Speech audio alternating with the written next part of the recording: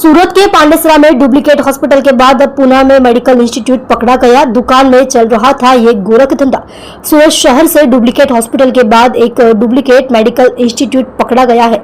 सूरत में दुकान के अंदर एक मेडिकल इंस्टीट्यूट चल रहा है। जीवनदीप मेडिकल इंस्टीट्यूट के नाम से मेडिकल कोर्स चलाए जा रहे हैं। एक ही दुकान में 6 तरह के मेडिकल कोर्स चलाए जा रहे हैं। सूरत में मेडिकल अस्पतालों के फर्जी मेडिकल संस्थानों के बाद छात्रों को सूरत में दुकान के अंदर पढ़ाया जाता है और परीक्षा देने के लिए बेंगलोर भेजा जाता है।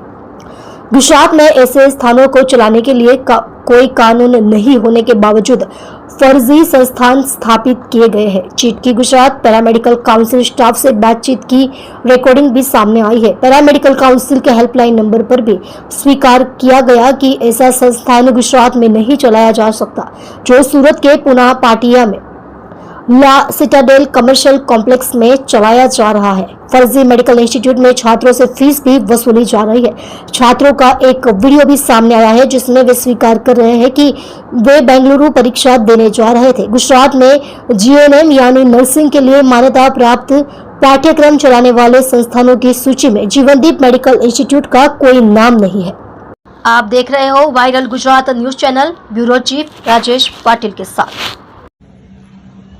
इकबाल कड़ीवाला, उपप्रमुख गुजरात नर्सिंग काउंसिल। जीवनदीप मेडिकल इंस्टीट्यूट नामनी कोई संस्था सूरतना पुणे पाटिया खाते शॉपिंग सेंटर में कार्यरत है। आ गुजरात नर्सिंग काउंसिलનું प्रमाणित इंस्टीट्यूट नहीं, आ बोगस इंस्टीट्यूट है जेमां जीएनएम और बीएससी परवानगी आपवामां આવી। आ उपरांत बीजा पण कोर्स है, डीएमएलटी ने बधा। आ बोगस इंस्टीट्यूट है, कोई काउंसिल साथे जोड़ाયેલી નથી।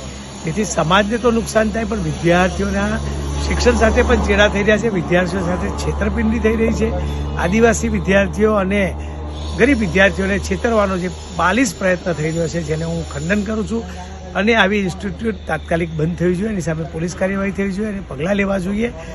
અને આવા ઇન્સ્ટિટ્યૂટમાં જો બાળકો અભ્યાસ કરે અને બહાર આવે તો એ પ્રમાણપત્ર પણ કોઈ જગ્યાએ ના ચાલે। અને ધારો કે કોઈ પ્રાઇવેટ હોસ્પિટલમાં जाने अंजाणे એને કદાચ કંઈ નોકરી આપી દેવામાં આવે તો એ દર્દી સાથે પણ જોખમ જીવનું ઊભું કરી શકે છે। આવી જીવનદીપ મેડિકલ ઇન્સ્ટિટ્યૂટ નામની કોઈ સંસ્થા નર્સિંગ કાઉન્સિલના રેકોર્ડ પર નથી, જેથી તેની સામે કડક કાર્યવાહી થવી જોઈએ એવું મારું માનવું પણ છે અને મારી રજૂઆત પણ છે।